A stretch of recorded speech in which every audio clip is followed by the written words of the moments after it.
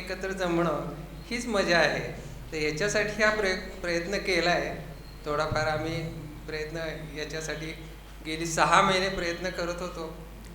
छोटासा कार्यक्रम जरी असला तरी बरंच काही काही करायला लागतं.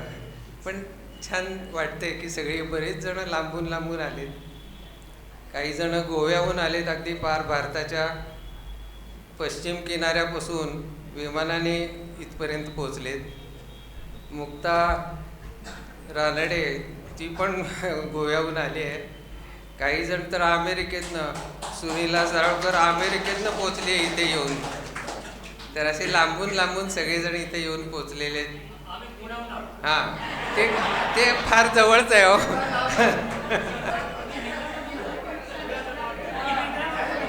हा, काही जण पुण्याहून आंध्राला गेले, तिथं हैदराबादहून पुन्हा इथे आले. तेवढ्यासाठी, एवढ्या कार्यक्रमासाठीच आली आहे अनघा, की तेवढं फक्त हा कार्यक्रम उद्या पुन्हा लगेच तिला हैदराबादला पोचायचं आहे. या कार्यक्रमासाठी आम्ही 6 महिने जे प्रयत्न करत होतो, याच्यात मला सोलापूरच्या सगळ्या मित्रांनी खूप मदत केली आहे. शेळगीकर, अंकोलीकर, मंगला जंगम आणि सर्व सोलापूरचा ग्रुप खूप मदतीला होता. खूप आम्ही मीटिंग केल्या. आणि मग ह्या कार्यक्रमात आता काय करूया असं जेव्हा ठरलं, तेव्हा आपण कार्यक्रमाची सुरुवात एक गणेश वंदनेने करायची असं एक प्रथा आहे. त्याप्रमाणे मग कोण म्हणणार गाणं? तर अचानक एक वेदवती म्हणून आहे, वेदवती कानेगावकर, पूर्वीच्या सरस्वती कानेगावकर आणि आताची वेदवती कोगेकर, तर त्यांचं नाव सापडलं. आणि त्या अतिशय उत्तम गायन करतात, MA विथ म्युझिक आहेत, शास्त्रीय संगीताच्या संगीत विशारद आहेत आणि शास्त्रीय संगीताचे क्लासेस पुण्यामध्ये घेत असतात.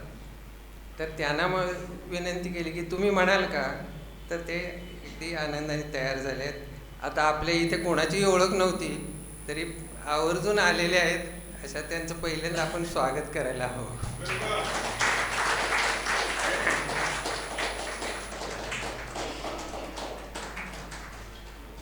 तर त्यांचा एक गणेश वंदनेचा आपला कार्यक्रम सुरुवात झाल्यानंतर मग गीता जोशी या आपल्या पैकीच आहेत असं म्हणायला पाहिजे. या डॉक्टर NK जोशीच्या मिसेस, पण त्यांनी स्वतःचं एक स्वतंत्र स्थान साहित्यामध्ये निर्माण केलं आहे. त्यांची अनेक पुस्तकं प्रकाशित झालेली आहेत आणि त्यांना अनेक पुरस्कारही प्राप्त झाले. संगमेश्वर महाविद्यालयामध्ये अनेक वर्ष त्या मराठीच्या प्राध्यापक होत्या आणि त्यांनी अनेक लेख लिहिलेत. रेडिओवरनं त्यांचे लेख वाचले जातात. तर त्यांनी एक कार्यक्रम बसवलेला आहे की एक कथा वाचनाचा कार्यक्रम. त्यांनी लिहिलेल्या कथा आणि काही कविता यांचं वाचन आणि गाणं तर गाण्यासाठी आपल्याला विद्या कुमठेकर जी आपल्याला सर्वात जास्त माहितीची आहे, कारण कुमठेकर सर माहीत नाहीत असे कोणी आपल्यापैकी नसतील. तर कुमठेकर सरांची मुलगी ही विद्या म्हणजे अगदी आपल्या जवळची आणि अतिशय उत्तम गाणारी, ती पण संगीत विशारद आहे. आणि ती काय त्यातला काही गाण्याचा जो भाग आहे तर ती मॅनेज करते. नंतर अशोक किल्लेदार आणि धनंजय गोडबोले हे दोघंही त्यांचे सहकारी आहेत आणि ते पण अत्यंत शिक्षित आणि अनेक नाटकांमध्ये आणि सिनेमामध्ये त्यांनी काही कामं केलेली आहेत आणि ते आपल्याला छान गोष्टी वाचून दाखवतील. गोष्टींच्या कार्यक्रमानंतर जयंत शेळगेकर आपल्यापैकी, त्याची मुलगी आणि त्यांचा ग्रुप हा अत्यंत सुंदर असा कथ्थक नाचाचा कार्यक्रम करणार आहे. की आपल्याला थोडंसं काहीतरी वेगळं असायला हवं. नेहमीचीच उगाच आपण कोणीतरी यायचं आणि भाषणं करायची, त्याच्यापेक्षा काहीतरी वेगळं असावं असा विचार केला. तर त्याप्रमाणे त्यांचा उत्तम नाचाचा कार्यक्रम 1 तासाभराचा होईल. आणि त्याच्यानंतर रेखा बैजल आपल्यापैकी अत्युच्च पदावर असलेली एक साहित्यिका आपल्याबरोबरची, ती काही तिच्या प्रकृतीच्या कारणाने येऊ शकत नाही आहे. त्यामुळे तिची इच्छा होती की माझी काही गोष्ट इथे वाचता आली तर ती वाचावी. तर तिने एक कथा लिहिलेली आहे आणि त्या कथेचं तिने सांगितलं की माझ्या कथेचं इथं वाचन झालं तर मला खूप आनंद होईल. त्याप्रमाणे वेदवती कोगेकर या म्हणाल्या की मी ती कथा वाचेन. म्हणजे कारण त्यांना ते नाटक आणि त्या कीर्तनसुद्धा करतात, हाही एक वेगळा त्यांचा पैलू आहे. तर ती कथा वाचते आणि त्याच्यानंतर आजचा दिवसाचा कार्यक्रम संपेल. मग आपलं उत्तम जेवण असेल आपल्याला बाहेर. जेवण झालं की मग आपण उद्या पुन्हा आपल्या कार्यक्रमाला भेटूया. त्यामुळे आजचा कार्यक्रम हा एवढा आहे. उद्याचा उद्या पुन्हा परत सांगूया. ओम नमो जी आद्या वेद प्रतिपाद्या जय जय स्वसंवेद्या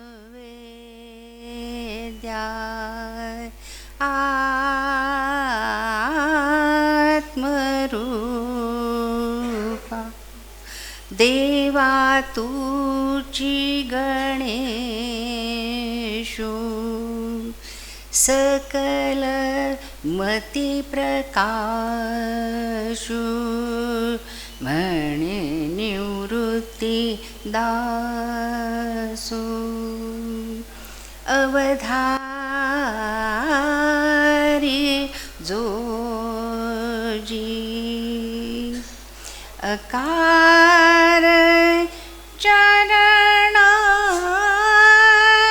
योगुला उकार उदर विशाल मकार महामंडल मस्तकाकारे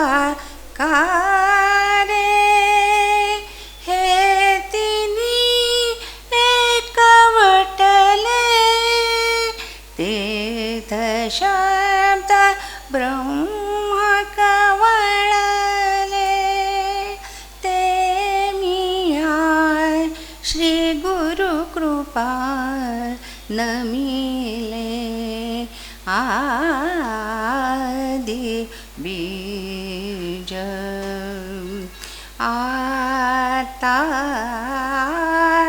अभिनव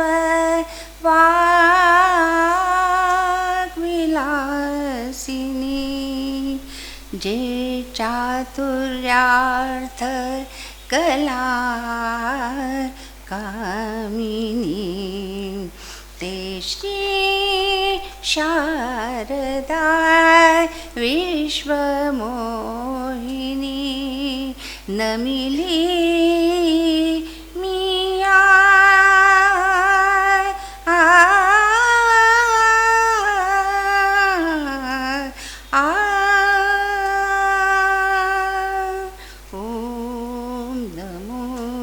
नमोजी आद्या ओम नमोजी आद्या ओम नमोजी आद्या. चूक क्षमा करा. नमस्कार. सगळ्यांच्या 75साठी आपण जमलेले आहात. 1967 बॅचची 75. आमच्या बहावा टीमतर्फे तुम्हा सगळ्यांना खूप खूप शुभेच्छा. उदंड आरोग्य, निर्मळ आनंद तुम्हा सगळ्यांना लाभू दे. आपला आनंद वृद्धिंगत करण्यासाठी बहावा टीम विद्यालिमये, हिची ओळख तुम्हाला कुमठेकर सरांची मुलगी असं म्हटल्यानंतर जास्त चांगली होईल कदाचित. धनंजय गोडबोले, अशोक किल्लेदार आणि मी गीता जोशी कथा कवितांच्या अभिवाचनाचा कार्यक्रम सादर करत आहोत. बहावा. बहावा, अमलताश, लॅबर्नम या नावानं ओळखल्या जाणाऱ्या झाडाचा सुवर्ण सौंदर्याचा अनुभव देत आहेत विद्यालिमये. बहावा या कार्यक्रमातील स्वरयोजना आणि संगीत योजना विद्यालिमये यांचीच आहे.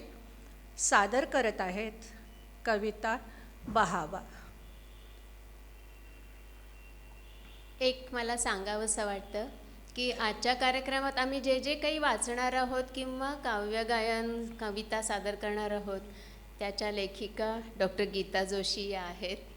आणि नुकताच त्यांना एक सोलापुरातला एक प्रतिष्ठेचा साहित्य पुरस्कारसुद्धा मिळालेला आहे.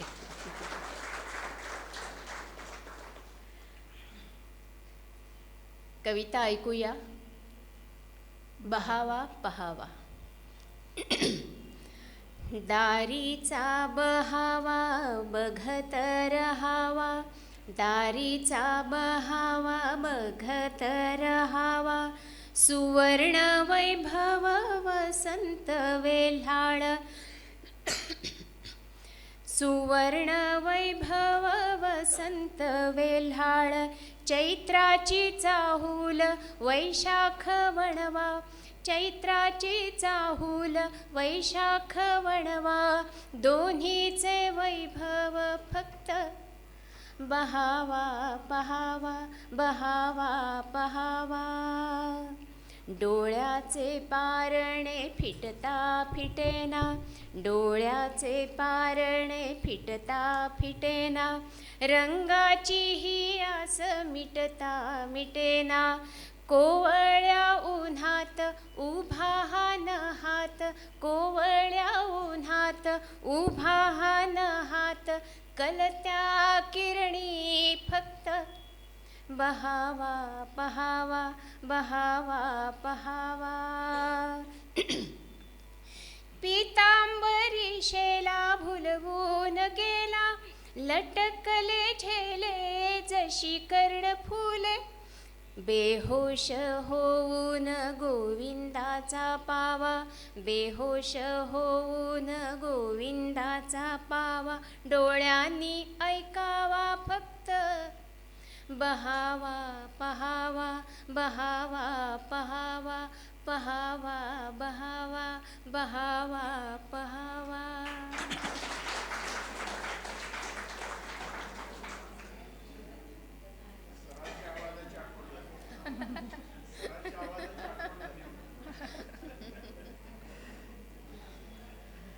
यानंतर आपण जी कथा ऐकणार आहोत त्यातील व्यक्तींचा, घटना प्रसंगांचा कोणाशी संबंध जाणवला तर तो निव्वळ योगायोग समजावा असं मी अजिबात म्हणणार नाही आहे. कारण तुमच्याच वर्गातल्या बॅच 1967च्या खट्याळ मुलांनी प्रत्यक्ष अनुभवलेल्या या स्टोऱ्या आम्हाला खूपदा सांगितल्या आहेत. सादर करत आहेत धनंजय गोडबोले, कथा देखल्या परकरा दंडवत.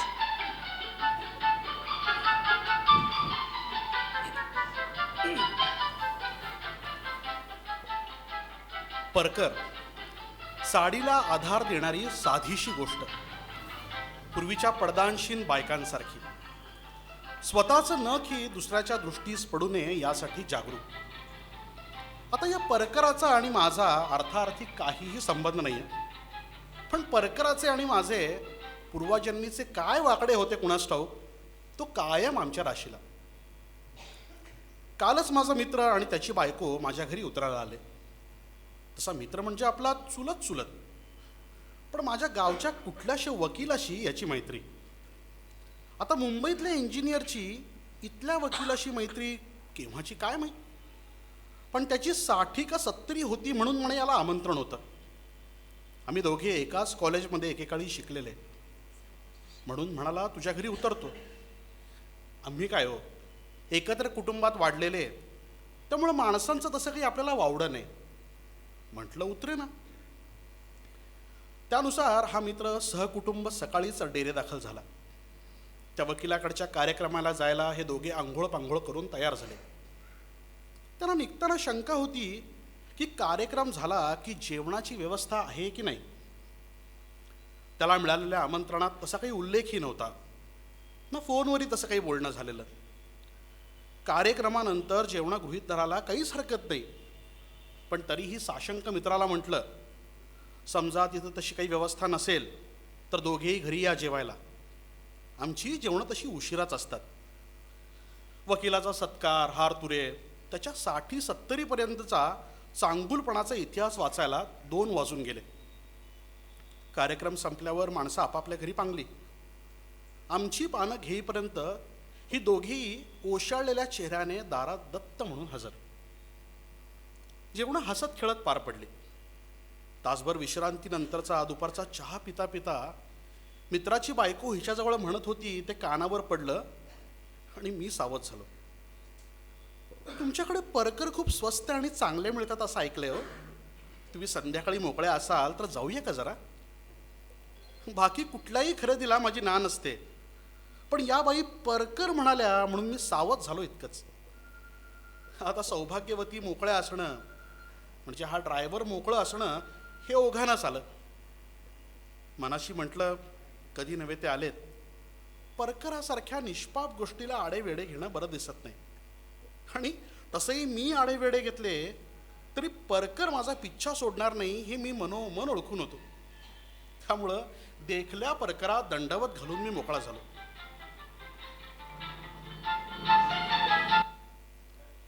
रात्री जेवण झाल्यावर मित्राची बायको म्हणाली, मला ना नेहमी 40 नंबरचा लागतो म्हणून 40चा घेऊन आली खरी, पण आल्यावर लावून बघितला तर बराच मोठा वाटतोय हो.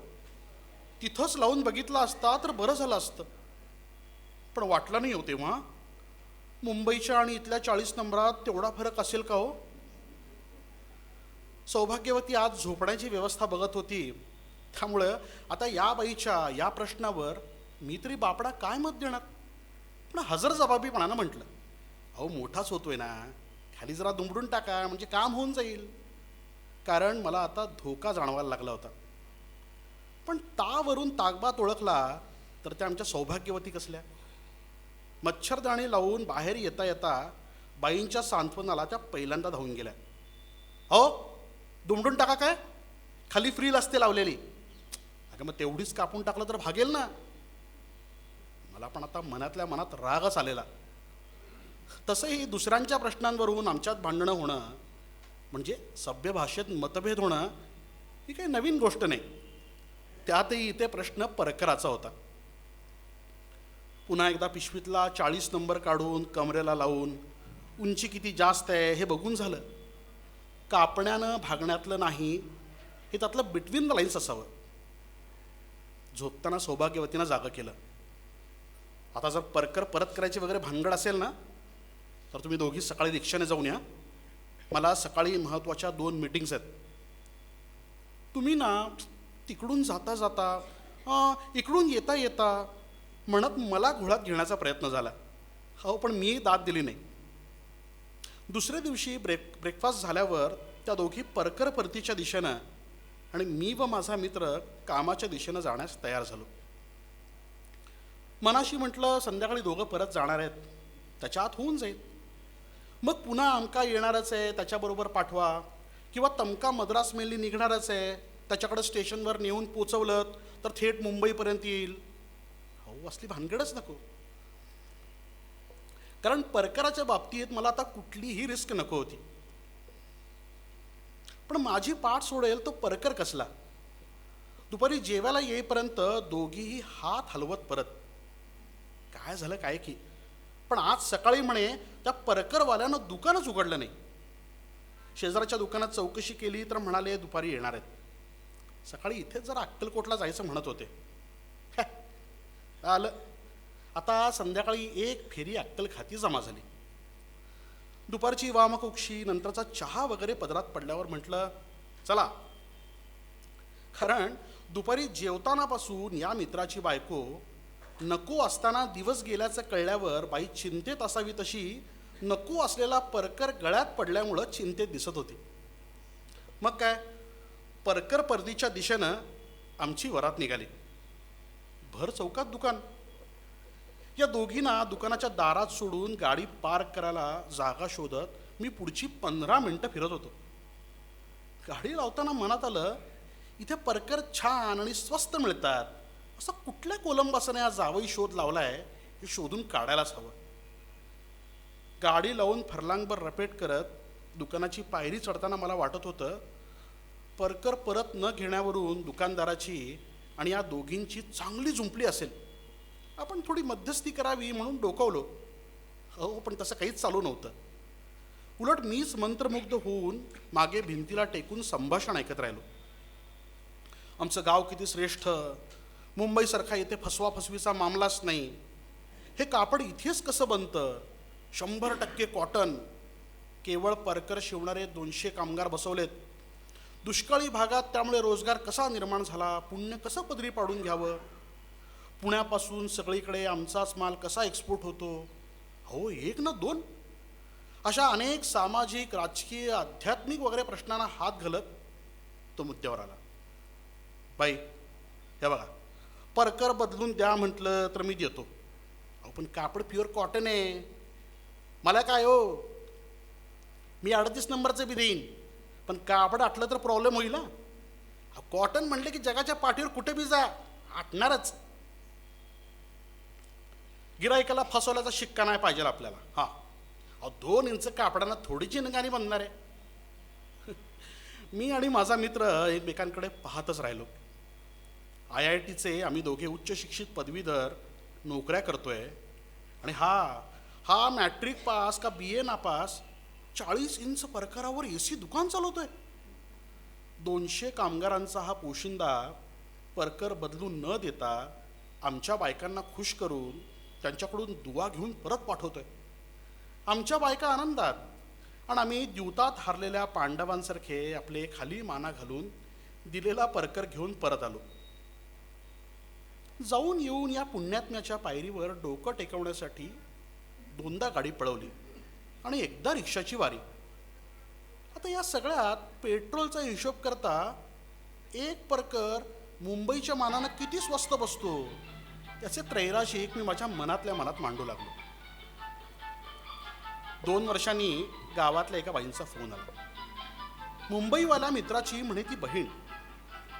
ती विचारत होती, हो मागे बहिणींना तुम्ही इथून परकर निरावताना, इथे परकर स्वस्त आणि चांगले असतात, त्यावेळी तुम्ही कुठून आणले होते?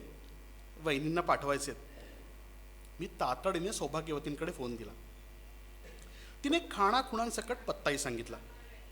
हो, इकडे माझ्या पोटात गोळा, तुम्ही जरा पाठवता का म्हटलं तर काय घ्या. पण हळूच एक शंका मुंगीच्या पावलानं आली. भले शाबास, इथे याची सख्खी बहीण, सख्खा मित्र असताना हे दोघे माझ्याकडे कसे उतरायला आले असतील. जवळची नातीच अनेकदा कुचमलेली तकलुपी असतात, त्यापेक्षा लांबच्या ओळखी जरा कम्फर्टेबल फील करत असतील का.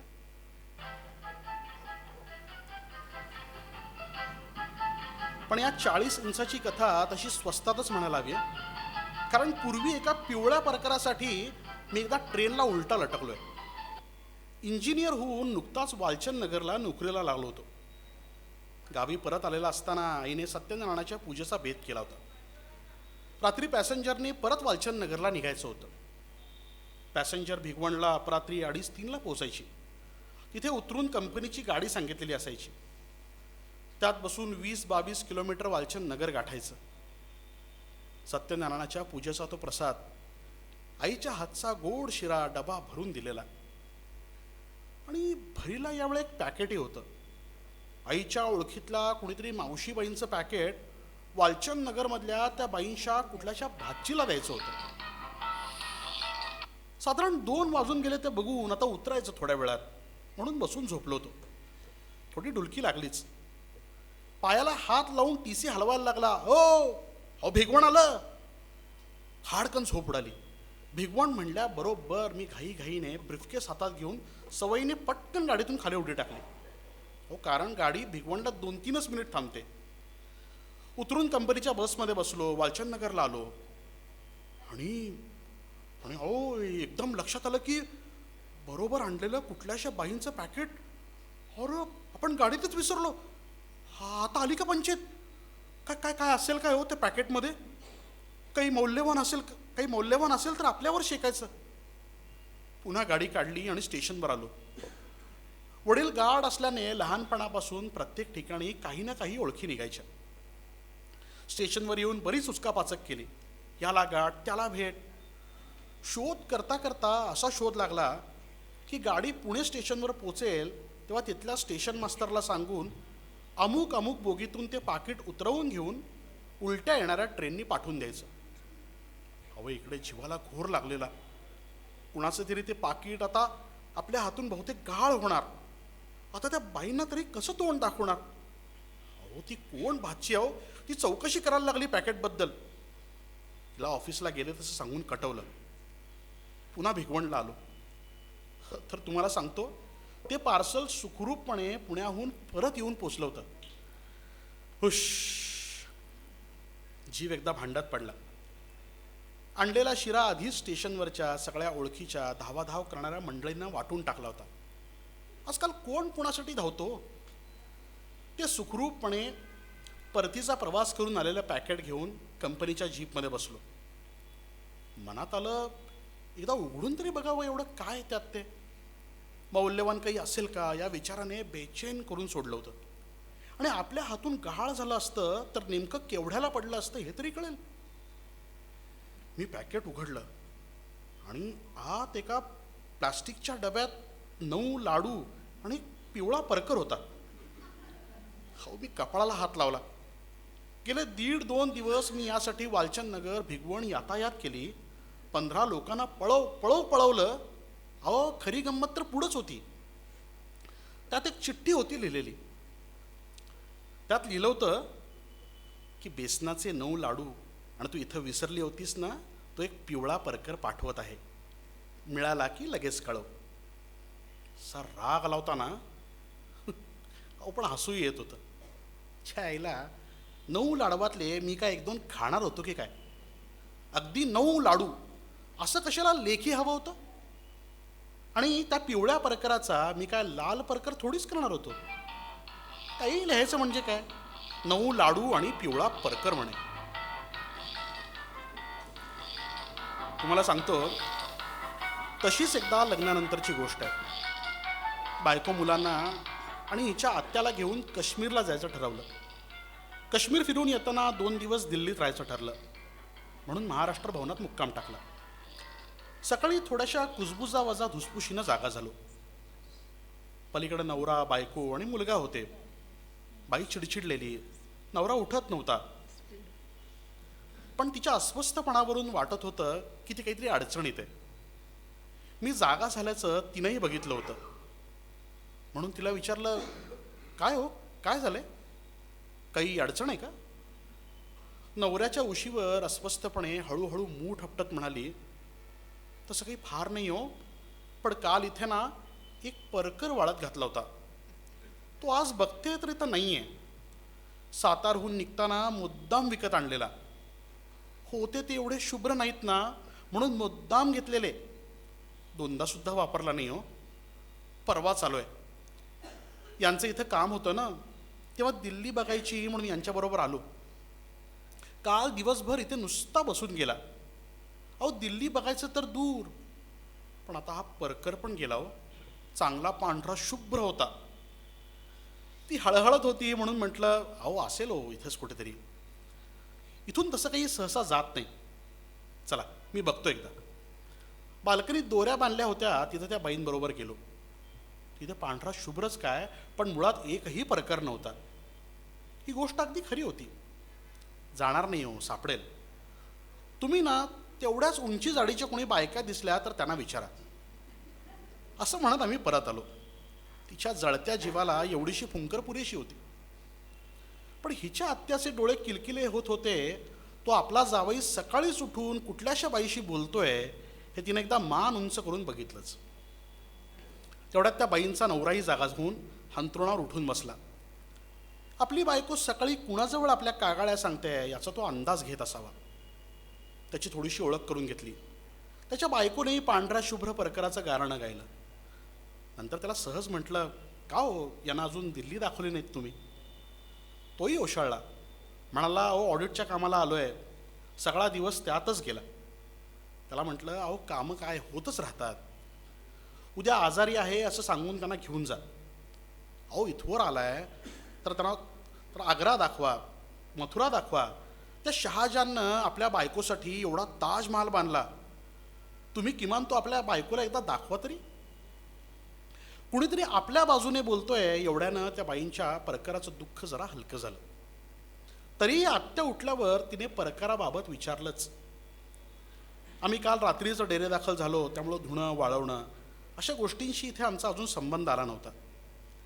त्या बाई आता परकराचं दुःख बाजूला सारून आग्रा का मथुरा यावर आपल्या नवऱ्याशी चर्चा करण्यात गुंतल्या. आम्ही दिवसभर करोलबाग, पालिका बाजार, खरेदी असं सगळं करत दमून भागून परत येत होतो. तरी सकाळची बाई सुहास्य वदनाने सामोरी आली. तुम्ही म्हणालात ना अगदी तसंच झालं बघा.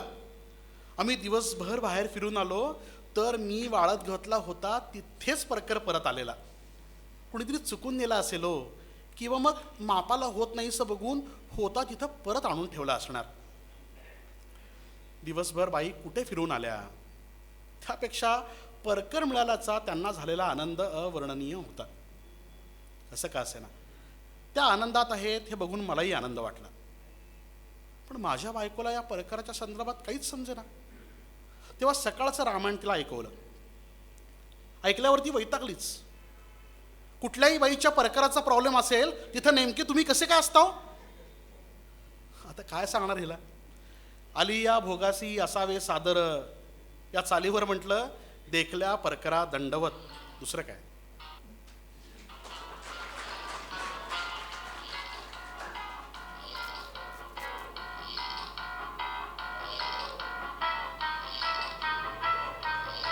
सातच्या आत घरात ही बायकांसाठीची लक्ष्मण रेषा, चूल आणि मूल ही संस्कृती.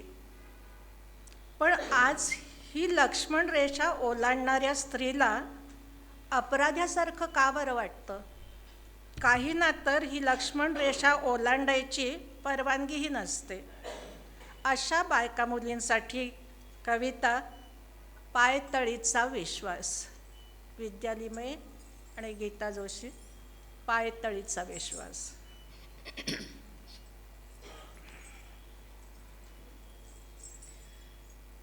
टाक बाई पाऊल तुझं उंबऱ्या बाहेर टाक. टाक बाई पाऊल तुझं उंबऱ्या बाहेर टाक. बाहेर मोठं जग आहे एकदा नजर टाक. बाहेर मोठं जग आहे एकदा नजर टाक. झाक पाक पोळी भाजी यात वाईट काही नाही. झाक पाक पोळी भाजी यात वाईट काही नाही. माझ्याशिवाय चालत नाही तिथे मात्र जाग बाई. याला गरम त्याला नरम गृहलक्ष्मीचा साज. याला गरम त्याला नरम गृहलक्ष्मीचा साज. पिंगा घालत दिवस जातो आपल्यालाच खाज. टाक बाई पाऊल तुझं उंबऱ्याबाहेर टाक, बाहेर मोठं जग आहे एकदा नजर टाक. कुणाचं कुणा वाचून फारसं काही अडत नाही, कुणाचं कुणा वाचून फारसं काही अडत नाही. पांगळे करशील नवरा मुले, प्रेम याला म्हणत नाही. जागी हो आरशात बघ, खोट्या भ्रमात किती गुंगशील. जागी हो आरशात बघ, खोट्या भ्रमात किती गुंगशील. स्वतः भोवती वारूळ वाढत किती दिवस अशी बसशील. टाक बाई पाऊल तुझं उंबऱ्याबाहेर टाक, टाक बाई पाऊल तुझं उंबऱ्याबाहेर टाक. बाहेर मोठं जग आहे एकदा नजर टाक. कूपमंडूक जग तुझं तुला शेवटी डंख देईल, कूपमंडूक जग तुझं तुला शेवटी डंख देईल. विस्तारली जर नजर तुझी घरालाही पंख देईल. तुझा विकास आत्मभान तू मिळवलेलं ज्ञान, तुझा विकास आत्मभान तू मिळवलेलं ज्ञान. पोषण करेल घराचं देईल आत्मसन्मान. टाक बाई पाऊल तुझं उंबऱ्याबाहेर टाक, बाहेर मोठं जग आहे एकदा नजर टाक. अपराधी का वाटतं तुला, अपराधी का वाटतं तुला स्वतःचा राखता मान. तुझी आवड तुझे गुण येऊ दे तुला भान. धमक अंगात असेल तर उमऱ्याचा नको धाक, धमक अंगात असेल तर उमऱ्याचा नको धाक. विचार कर उचल पाऊल फक्त ज्ञानासमोर वाक. टाक बाई पाऊल तुझं उमऱ्याबाहेर टाक, बाहेर मोठं जग आहे एकदा नजर टाक. उंबरा म्हणजे कुंपण नव्हे, उंबरा म्हणजे कुंपण नव्हे पायतळीचा विश्वास. उंबरा म्हणजे कुंपण नव्हे पायतळीचा विश्वास. ध्यास भरल्या जीवासाठी देईल ताजा तवाना श्वास. कधी तळ्यात कधी मळ्यात हा उंबरा साथ देईल, कधी तळ्यात कधी मळ्यात हा उंबरा साथ देईल. विश्वास भरलं प्रत्येक नातं फुलून बहरून येईल, विश्वास भरलं प्रत्येक नातं फुलून बहरून येईल. टाक बाई पाऊल तुझं उंबऱ्याबाहेर टाक, टाक बाई पाऊल तुझं उंबऱ्याबाहेर टाक. बाहेर मोठं जग आहे एकदा नजर टाक, बाहेर मोठं जग आहे एकदा नजर टाक.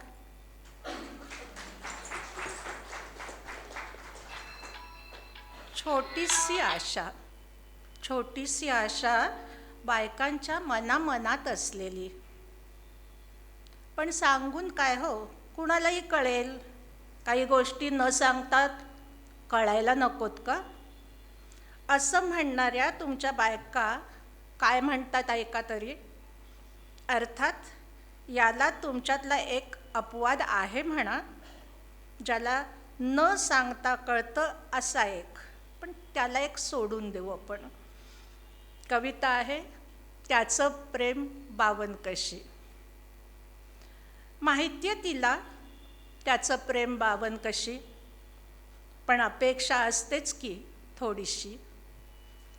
माहिती आहे तिला त्याचं प्रेम बावन कशी, पण वर्तमानपत्रच मेलं, अंतरपाठ बनून मध्ये मध्ये आलं.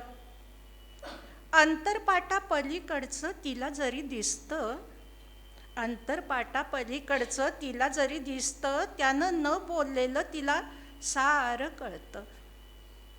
पण कायमच नसतं असं गृहीत धरायचं, पण कायमच नसतं असं गृहीत धरायचं. गजऱ्या एवढं दोन वीत कधी प्रेम आणायचं. माहिती आहे तिला त्याचं प्रेम बावन कशी, पण म्हणावं अपेक्षा असतेच हो थोडीशी. पार्टीला एकटं गेल्यावर, पार्टीला एकटं गेल्यावर घास हाती अडावा. पार्टीला एकटं गेल्यावर घास हाती अडावा. तिला उचकी लागेल एवढा आठव मनी घाडावा. पावलांची चाहूल घेत ती जागीच असते, पावलांची चाहूल घेत ती जागीच असते. आत्ता एवढ्यात येईल म्हणत डोळे लावून बसते. एखादं मसाला पान, एखादं मसाला पान खिशातून काढावं. माहिती आहे तिला त्याचं प्रेम बावन कशी, पण अपेक्षा असतेच ना थोडीशी. तिनंच प्रेझेंट दिलेला मोबाईल झाला वैरी. तिनंच प्रेझेंट दिलेला मोबाईल झाला वैरी. कान असून माणसं त्यानं होता ठार बहिरी. एक वाक्य 10 वेळेला सांगून पण पोचत नाही. एक वाक्य 10 वेळा सांगून पण पोचत नाही. बाहेरची झाली मोलाची, अळणी मात्र घरची. तरीही प्रत्येक सत्यभामेचा एकच धावा, आईस्क्रीमचा एखादा कोण न सांगता आणावा, न सांगता आणावा. माहिती आहे तिला त्याचं प्रेम बावन कशी, पण अपेक्षा असते थोडीशी. लग्नानं ओलांडली 40शी. आता लग्नानं ओलांडली 40शी, पण काय हरकत आहे हो असायला हौशी. नजरेत तिच्या एकटेपणा, भरल्या संसारात विराणी. नजरेत तिच्या एकटेपणा, भरल्या संसारात विराणी. चंद्रभागा ओलांडून यावं त्यानं एकाच देवळात विठ्ठल रुक्मिणी. वामांगी नसेल अगदी, वामांगी नसेल अगदी, तरी थोडी शेजारी असावी. माहिती आहे तिला त्याचं प्रेम बावन कशी, पण अपेक्षा असतेच ना थोडीशी.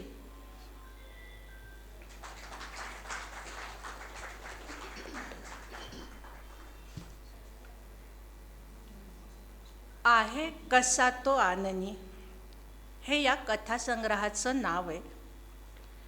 यातील शीर्षक कथा ऐकूया, तो आहे कसा आननी. बरेच जण विचारतात आनंद म्हणजे काय हो. खरं तर आपण हा शब्द नकळतपणे नेहमी वापरतो. आनंद म्हणजे तोंड, चेहरा, गजानन, दशानन. तसं विद्यालिमये हीच शीर्षक कथा ऐकवतायत, तो आहे कसा आननी. पिकतं तिथे विकत नाही असं म्हणतात ते खरंच आहे. आता सोलापूर ते पंढरपूर अंतर किती? अवघं 2 तासांचं. लग्न होऊन सोलापूरला आल्यावरही चांगली 10 वर्ष झाली, पण राहीला पंढरीच्या विठोबाला काही जाणं झालं नाही. एकूणातच या तिच्या घराला देवाबिवाचं जरा कमीच, आणि त्यामुळे विठोबाच काय, जवळ असणारं तुळजापूर, गाणगापूर, पंढरपूर, अक्कलकोट अशी 4 धाम यात्रा करायला लोक गावाला वळसा घालत लांब लांबून येतात. पण इथल्या माणसांना त्याचं काहीच नाही असं तिला राहून राहून वाटायचं. म्हणजे तसं वाकडं असं नव्हे, पण गळ्यात गळाही नाही अशी स्थिती. नाहीतर याच विठोबासाठी लहानपणी कोकणापासून पंढरपूरपर्यंतची केलेली वारी राहीला अजूनही आठवते. तिच्या आईचे वडील त्यांच्या 3 पिढ्यांपासूनचे वारकरी. आजी आजोबा एकदा त्यांच्याकडे कोकणात आले होते. तिथून परत गेल्यावर त्यांना लगेचच वारीसाठी निघायचं होतं. विठ्ठलाच्या पायावर घालण्यासाठी राहीची मोठी बहीण राणी हिला घेऊन जावा असं आजीच्या मनात होतं. कारण राणी ही पहिलं नातवंड, त्यामुळे लाडाची आणि गोरीपानही होती. पण राही दुसरी मुलगी होती, त्यात पुन्हा रंगानं सावळी. पण त्या पंढरीच्या सावळ्यालाच बहुतेक या सावळ्या रंगाची ओढ लागली असणार. विठू माऊलीच्या दर्शनाआधी जसं नामदेवाच्या पायरीवर डोकं टेकवायचं असतं, तसं ही नामदेवाची पायरी काही आजी आजोबांना चुकवता आली नाही. गाड्याबरोबर नळ्याची यात्रा तशातली गत. आणि हो ना करताना राहीची पताका आजी आजोबांच्या बरोबर एकदाची पंढरपूरमध्ये फडकली.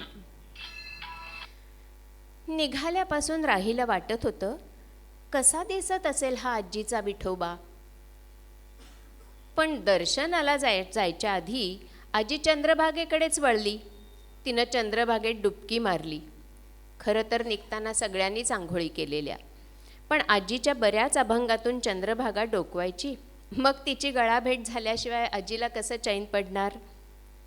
आजीची कोरडी साडी घेऊन दोघी मुली घाटावर उभ्या होत्या आणि आजोबा तिकडे दूर कुठेतरी पुरुष माणसात आंघोळीला गेलेले.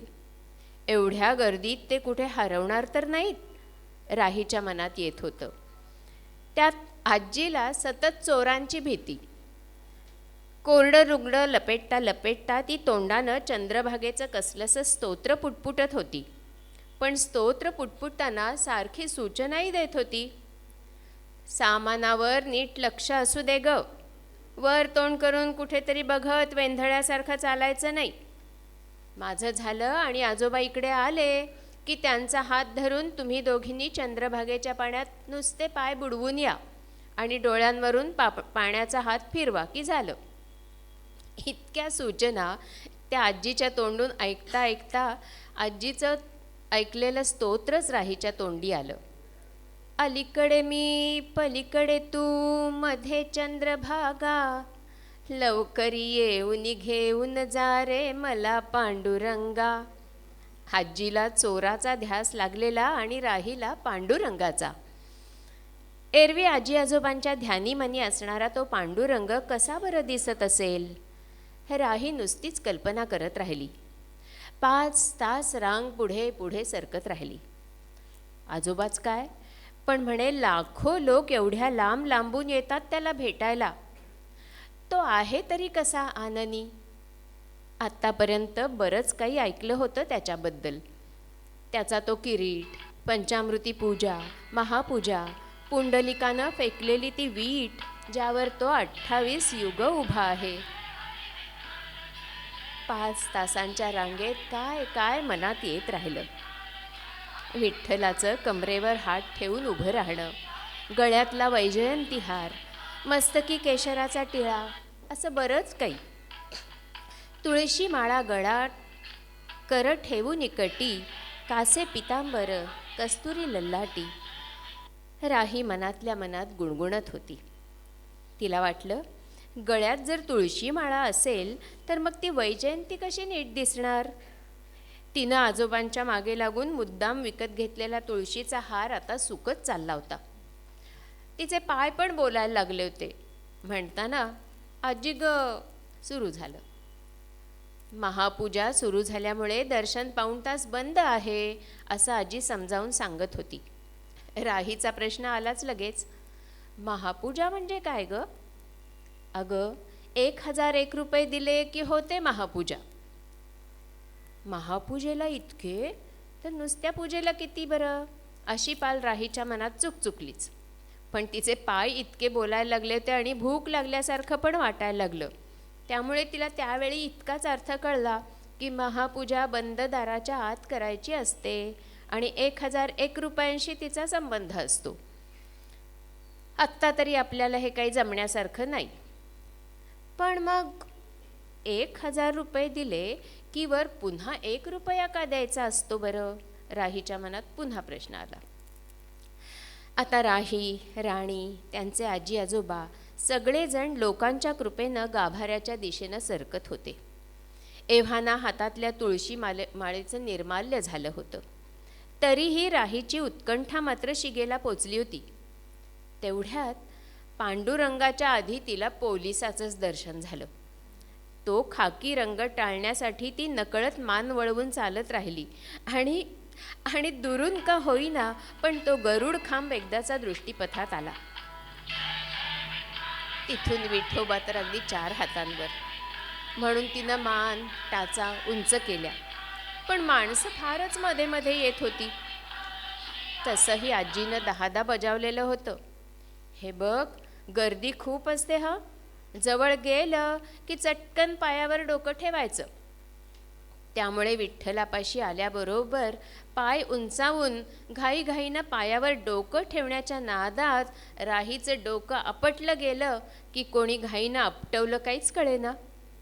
डोकं वर करून पांडुरंगाकडे पाहण्याच्या आतच वाऱ्याच्या झोतानं ढकलावं तशी राही ढकलली गेली. हातातली तुळशी माळही बिचारी हिरमुसली. किती गोष्टी मनात साठवून आली होती ती. किरीटाच्या मध्यभागी मोठा हिरा आहे असं ऐकलं होतं, तो बघायचा होता. पायाखालची वीट, तोंडावरचं तेज, गळ्यातली वैजयंतीमाला, ललाटीचं केशर कस्तुरी, कमरेवर हात ठेवून उभा असणारा हा पांडुरंग तिला नीट दिसलाच नाही. डोळे भरून बघता आलं नाही ते रूप अंतरंगात ठसणार तरी कसं. उराउरी भेट झाली असती तर स्पर्शातून तरी समजला असता, पण तो एवढा उंचावर की पायावर डोकं टेकायच्या घाईत डोक्यालाच लागलं. एकूण काय, पांडुरंग दिसला पण भेटलाच नाही. नंतरही पुन्हा एकदा असंच झालं बरं का. तिच्या बहिणीचं राणीचं लग्न होऊन वर्षच झालं होतं आणि राहीच्या लग्नाचं कुणाच्याही ध्यानीना मनी. ती कॉलेजची परीक्षा आटपून 4 दिवसांसाठी राणीकडे आली होती. तिथेच आजोळही होतं. मामा मामी आजी आजोबा सगळ्यांना भेटून ती निघणार होती. त्यावेळी मामाच्या दुकानात एका चांगल्या स्थळाची बातमी आली. लग्न जुळवणं हा मामाचा अनुवांशिक छंद. एखादं उत्तम स्थळ समोर आलं की मामाच्या अंगात संचारल्यासारखंच होतं. नुकतीच राही येऊन भेटली होती आणि रोजच्या बैठकीतला त्याचा मित्र सांगत आला होता की त्याच्या पुतणीला एक स्थळ बघितलंय पण त्यांचं काही जमत नाही आहे. झालं, कोण माणसं कुठली वगैरे चर्चा रंगली आणि मामाचं फोन सत्र चालू झालं. राणीकडे फोन, तिच्या आईकडे फोन, वडील आणखीन चौथ्याच दिशेला. नुसता विचार करून पाहायला काय हरकत आहे. इथपासून नाहीतरी त्यांना पत्रिका बघायचीच नाही आहे तर त्यांच्याकडे जाऊन धडकायला काय हरकत आहे, इथपर्यंत मजल गेली. आणि थेट फोनवर त्यांच्याशी बोलून भेटायचा दिवस आणि वेळही ठरली. मुलाच्या दारात आल्यावर समोरच जाईजुईचा मांडव दिसला तेव्हा राहीला वाटलं, चला आता पांडुरंगाच्या मंदिराचा कळस तरी दिसला. आतमध्ये विठ्ठलाची भेट होतीये की नुसतंच पायावर डोकं टेकवावं लागतंय काय कुणास ठाऊक. आत जाऊन राही, तिची आई आणि मंडळी बसली. समोर बरीच माणसं बसलेली. मुलाचे बाबा, बहीण, भाऊ. मुलाची आई राहीच्या अगदी जवळच बसली होती. पण समोर बसलेल्यातून मुलाचा शोध राहीच्या तिरक्या नजरेला बरोबर लागला आणि त्या तिरक्या नजरेचा कॅचही बरोबर घेतला गेला. तेवढ्यात मुलाच्या आईनं कॉलेजच्या कितव्या वर्षाला, वय काय वगैरे जुजबी विचारून घेतलं. म्हणता म्हणता पसंतीचे फोन झाले आणि लग्नच ठरून गेलं राहीचं. पण मुलाचं नाव मात्र कळलं नव्हतं. समोरासमोर बसलो असताना तर बोलायची काय, डोळाभर बघायची ही संधी मिळाली नव्हती. आता कुणी विचारलं की आहे कसा तो आननी, एवढं सांगायचं तर इतक्या दिवसानंतर राहीच्या डोळ्यांसमोर स्पष्ट अशी मूर्तीच येईना. त्यावेळी बघितला तेव्हा आवडला होता हे खरं, पण आता या विठ्ठलानंही तिला दगा दिला होता. राहीला वाटलं विठ्ठल दिसला खरा पण भेटलाच नाही. विठ्ठल अट्टल त्याची रीत न्यारी हेच खरं. कारण लग्नानंतर पुढच्या वळणावर पुन्हा तोच प्रश्न उभा राहिला, आहे कसा तो आननी. पुन्हा दर्शनाची तीच प्रतीक्षा, तीच ओढ, तसंच गूढ. ज्या जीवाला आपण जन्म देणार कसा असेल तो इवला जीव. पहिल्या दर्शनाशी युगायुगांचा इतिहास होता. दुसऱ्या दर्शनाशी राहीचा वर्तमान होता आणि आता या दर्शनाशी भविष्याची चाहूल होती. डोहाळ जेवणावेळी वहिनीनं म्हटलेलं ते गोड गाणं, त्यातलं ते बाळ रूप राहीच्या मिटल्या डोळ्यांसमोर जणू उभं होतं. विठ्ठलाच्या प्रत्यक्ष समोर उभं राहून जे रूप मनात ठसलं नव्हतं ते त्या गाण्यातल्या शब्दातून झिरपत राहिलं. इवली जीवणी इवले डोळे, भुरू भुरू उडती केसही कुरळे. राहीला वाटलं खरंच असंच असेल का आपलं बाळ. तो विटेवरचा सावळा आपल्यापेक्षा तेव्हा उंच होता. माझा सखा सावळा माझ्यापासून दूर बसला होता, पण हा तर माझ्यातच लपला होता ना. माझ्यातल्याच विठ्ठलाला मीच पाहू शकत नाही. त्यासाठी 9 महिने रांगेत उभं राहायचं हे मात्र फार होतंय.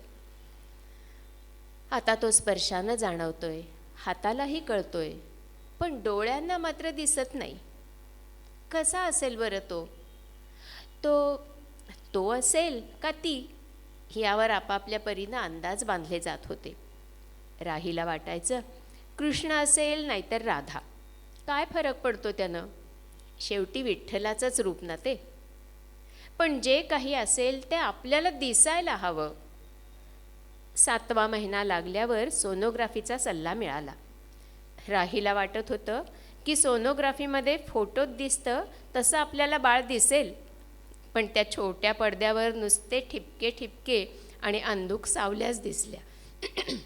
मोठ्या उत्सुकतेनं गेलेल्या राहीला बाळ दिसलंच नाही. तिला कॉलेजमधले केशवसूत आठवायला लागले. झपूर्झा कवितेचा अर्थ कविता शिकताना समजला होता, पण तो आत्ता खऱ्या अर्थानं उमजला. अंधुक आकृती तिस दिसती, त्या गाता ती निगूढ गीती, त्या गीतीचे ध्वनी निघती, झपूर्झा गडे झपूर्झा. अंधुक आकृतीतून डॉक्टरांना बाळ दिसू शकत होतं, पण राहीची अवस्था मात्र प्रकाश गेला तिमिर हरपला अशी झालेली. अंधार उजेडाच्या पल्याड बघणारी दृष्टी तिला प्राप्त झालेली नव्हती. तिला पंचेंद्रियांना कळणारं बाळरूप बघायचं होतं.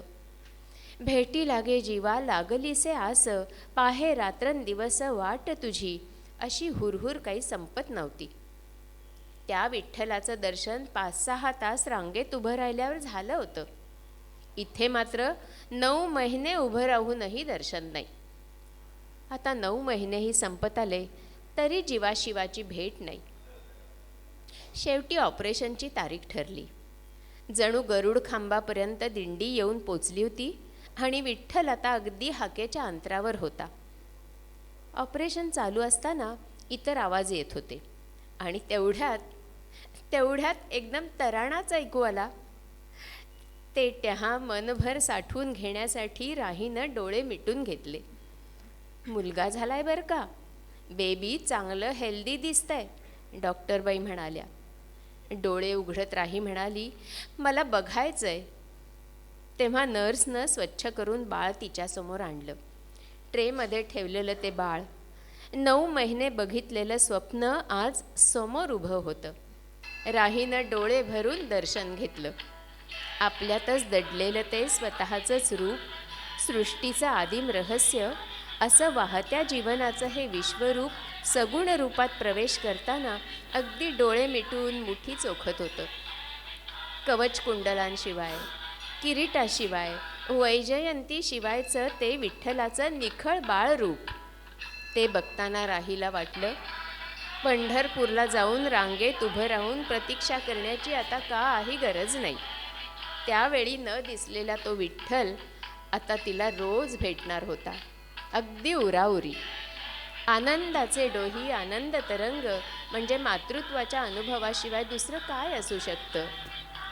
दुसऱ्या दिवशी घरात चर्चा चालली होती. बाळाला अधिक कोणी बघितलं? थकलेल्या राहीनं डोळे मिटून सगळ्यांना सांगितलं, एकादशीला पांडुरंगाचं दर्शन सगळ्यात आधी मी घेतलंय. कविता थोडं अधिक थोडं उणं. थोडं अधिक थोडं उणं. ती कधी रुसायची, देवघरामध्ये बसायची. ती कधी रुसायची, देवघरामध्ये बसायची. ना ध्यान ना जप, एकदम गप गप. ती कधी रुसायची, देवघरामध्ये बसायची. ना ध्यान ना जप, एकदम गप गप. गपगार उजेडात स्वतःशीच बोलायची. समयीच्या ज्योतिसवे फडफडत राहायची.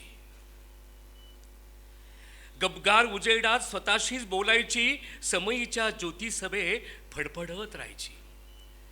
हळूहळू ती मग आत आत बघायची. हळूहळू ती मग आत आत बघायची. उदबत्तीचा मंद गंध श्वास भरून घ्यायची. विवेकाची दारं आता हळूहळू उघडायची. विवेकाची दारे आता हळूहळू उघडायची. पूजा नमस्काराविना उपरती व्हायची. एकदमच सटकलं. मनी काय अटकलं. कोणी काय म्हटलं की डोके एवढं तापलं. एकदमच सटकलं, मनी काय अटकलं, कुणी काय म्हटलं की डोकं एवढं तापलं.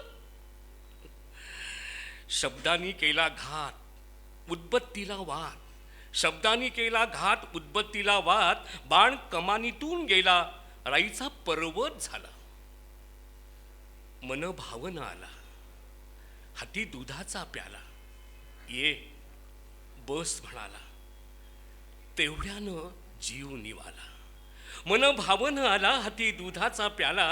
ये बस म्हणाला, तेवढ्यानं जीव निवाला. पक्षीण होत भिरभिरतेस, चंदन होऊन झिजतेस. इतकं करू नये राणी, मग डोळा येतं पाणी. पक्षीण होत भिरभिरतेस, चंदन होऊन झिजतेस. इतकं करू नये ग राणी, मग डोळा येतं पाणी. मोठ्या कुलपाची ही छोटीशी चावी, मोठ्या कुलपाची ही छोटीशी चावी. ज्याला ती पावली त्याच्या संसारात सावली. छोट्या कुलपाची ही छोटीशी चावी, ज्याला ती गावली त्याच्या संसारामध्ये सावली. ज्याला ती गावली त्याच्या संसारामध्ये सावली. कोकणामध्ये गजाली म्हणजे गप्पा गोष्टी, चव्हाट्यावरच्या कुटाळक्या म्हणतात. त्यात काय, आपल्याकडे 12ही महिने कसल्या ना कसल्या निवडणुका चालूच असतात. भरीला सेलिब्रिटींची प्रकरणं. ब्रेकिंग न्यूजना गजालीना काय होतो टा, त्या ऐकून धनंजय गोडबोलेंचं तर डोकंच उठलंय. कविता गजाली. ही वर्तमानपत्र मेली मवाली, ही वर्तमानपत्र मेली मवाली. सांगत राहतात फालतू गजाली. कोणाच्या ना कोणाच्या दावणीला बांधली, रात्री सोडून द्यायची गल्लीभर. सकाळी हाकत आणावीत भरभर. पाहतात काही बाई डोकावून, खुसून खुसून दुर्बिणी लावून. सुंदर सकाळी पांढऱ्यावर काळं, सुंदर सकाळी पांढऱ्यावर काळं. इथं कोण बसलंय नेसून सोवळं. यांनी केले आरोप, त्यांनी प्रत्यारोप. अमक्यानं तमक्याची टोपी उडवली, ढमक्यानं टमक्याची कापडच फेडली. उडवली तर उडू देत की, फेडली असेल तर फेडू देत की. माझ्या तुझ्या काकाचं सांग काय गेलं.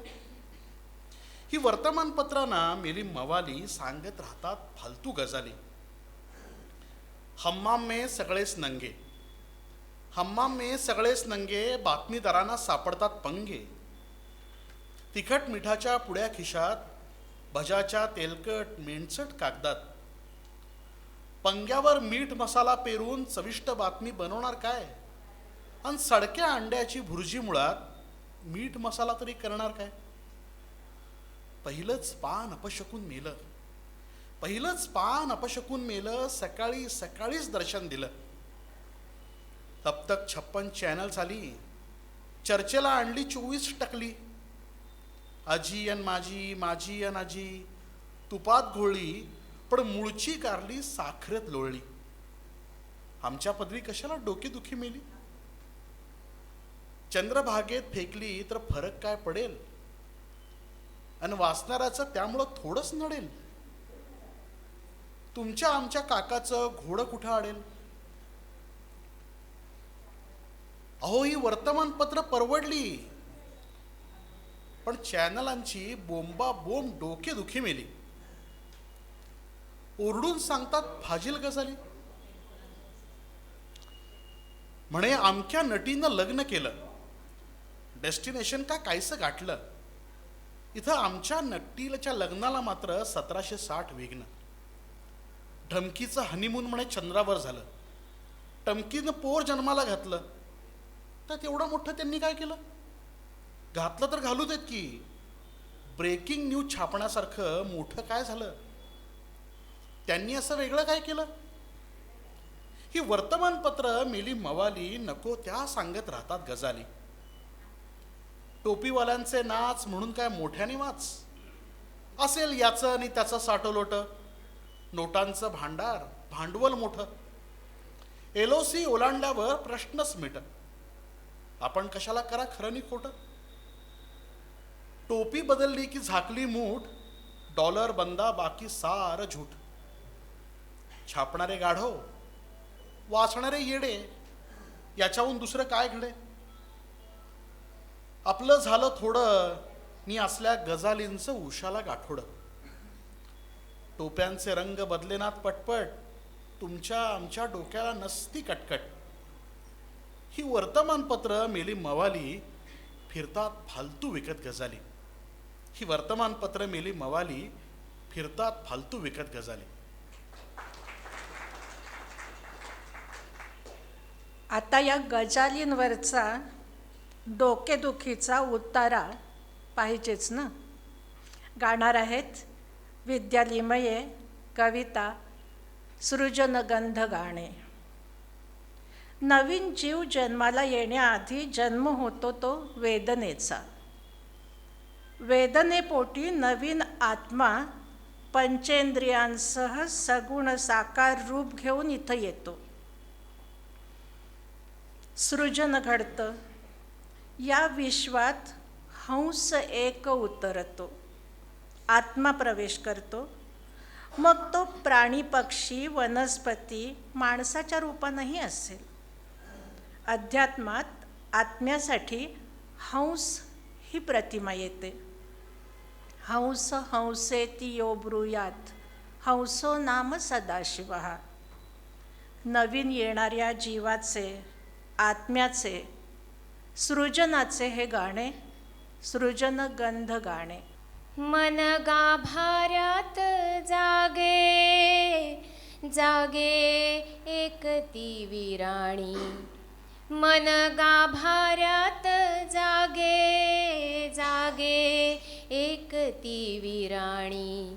वेदनेचे फूल गाते सृजनगंध गाणी. गर्भागारी होते का श्वासाची मांडणी. गर्भागारी होते का श्वासाची मांडणी. अंकुरावे विश्व इवल्या तांबूस पिंपळ पानी. लवलवत्या पात्या सम अस्फुट धड धड ऐकू येई. लवलवत्या पात्या सम अस्फुट धड धड ऐकू येई. नयन आकारास येता दिठीला जाग येई. गात्र गात्र उसवते गत जन्मांचे ते धागे. गात्र गात्र उसवते गत जन्मांचे ते धागे. शिंपलीत मोती पडता स्वातीची चाहूल लागे. चिंब मन अंतर चिंब उरतो धपापतो. चिंब मन अंतर चिंब उरतो धपापतो. अमृताचा दरवळ अवघा रंग एक होतो. किर्ररानी कातर वेळी काजवा उजळतो. किर्ररानी काजळ वेळी काजवा उजळतो. लुक लुक त्या उजेडी हंस शुभ्र उतरतो. लुक लुक त्या उजेडी हंस शुभ्र उतरतो.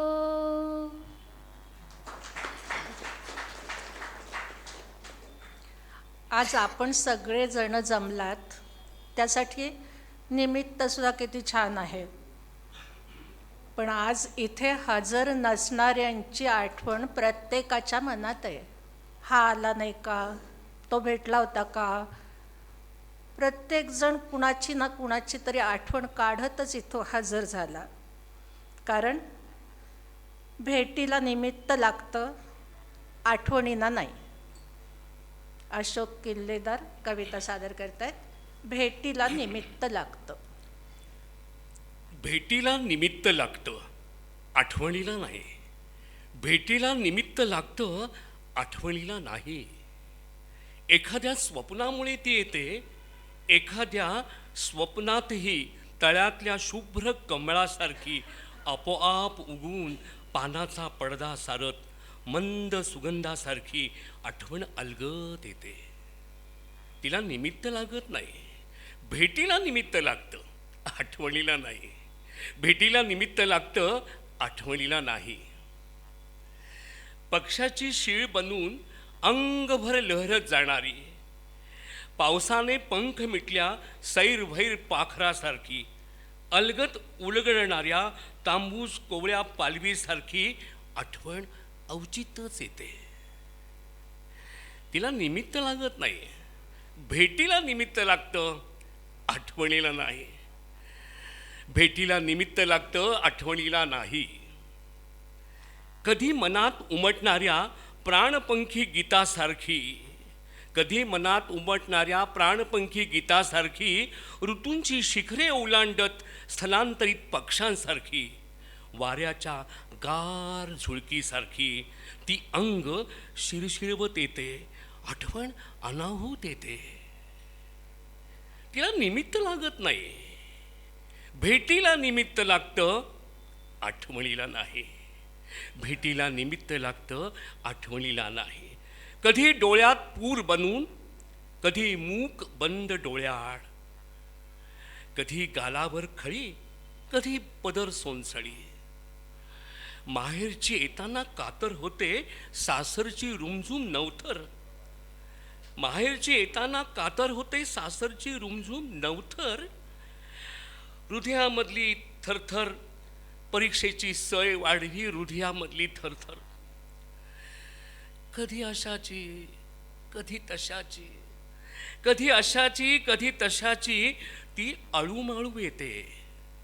तिला निमित्त लागत नाही. भेटीला निमित्त लागतं, आठवणीला नाही.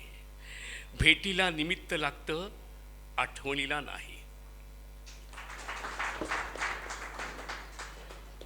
या सेकंड इनिंगची मोठी गंमत असते बघा. तसं बघितलं तर नेहमी आपल्याला सगळं कळतं, पण 60 नंतर हळूहळू वळतं. कधीतरी फॉलो ऑन घेऊन पळतंही. कसं ते बघा. कविता अळवावरचा हळवा थेंब. ना काही द्यायचं,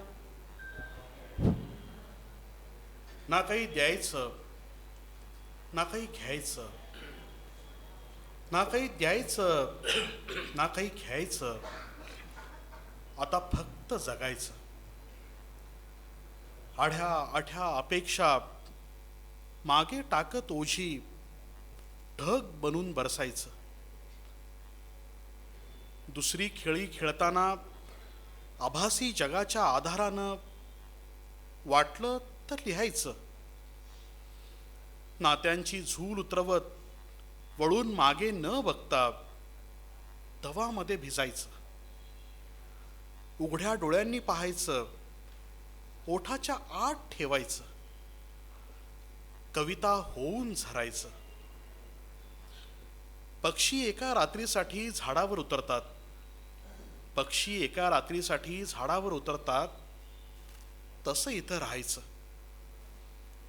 निर्झर बाष्प, ढग, दव, हिम, पाऊस प्रत्येक रूपात न्हायचं. ओल्या हिरव्या आळवावरचा स्फटिक शुभ्र थेंब बनून बघता बघता निसटायचं. ना काही द्यायचं, ना काही घ्यायचं. आता फक्त जगायचं. आता फक्त जगायचं.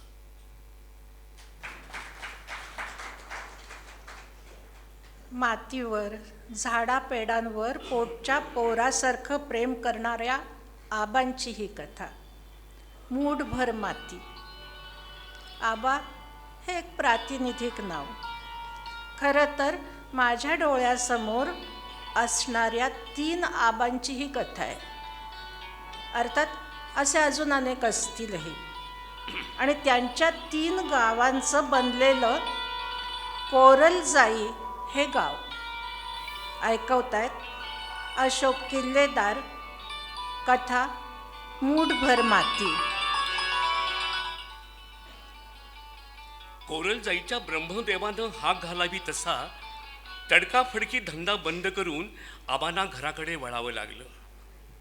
खरं तर स्वतःच्या हिमतीवर कष्टानं नामारूपाला आणलेला व्यवसाय होता, पण पटावरचं दानच असं पडलं की माणसाची मतीच गुंग व्हावी.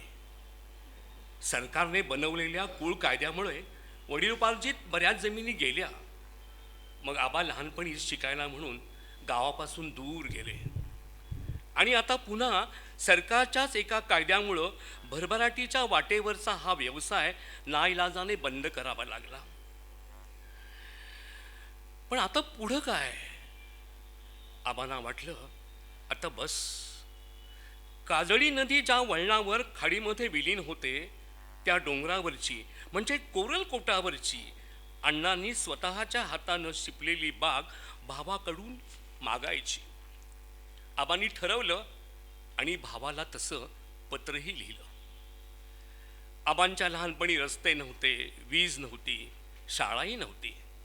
दिवस उजाडल्यापासून कधी आई मागून पायरहाटावर बसून पाणी लाटायचं, कधी विहिरीचं पाणी पाटातून माडांना सोडायचं, कधी आप्पांच्या बरोबर रानामध्ये गवताची वरंड बांधायची आणि त्यासाठी दोर रेटून ओढून धरायचा. असली कामं चालायची. पुढे मुंज झाल्यावर शिक्षणासाठी म्हणून घाटावर काकांकडे रवानगी झाली. आज आता सातारा, सांगली, कोल्हापूरकडून सकाळी निघालो की दुपारी जेवायला कोरल जाईल. पण आबांच्या वेळी हाच प्रवास मोठा खडतर 2 दिवसाचा असायचा. बोटीने जाताना उलट्यानं अर्धमेलं व्हायचं. किती आणि काय काय. गाव गाठायचं म्हणजे नुसतं ब्रह्मांड आठवायचं. आईसाठी, कोरलजाईच्या मातीसाठी, काजळी नदीतून झुळझुळणाऱ्या पाण्यासाठी, त्यात चमचमणाऱ्या माशांसाठी, विजयदुर्गच्या समुद्रातल्या लाटांसाठी जीव नुसता झुरायचा.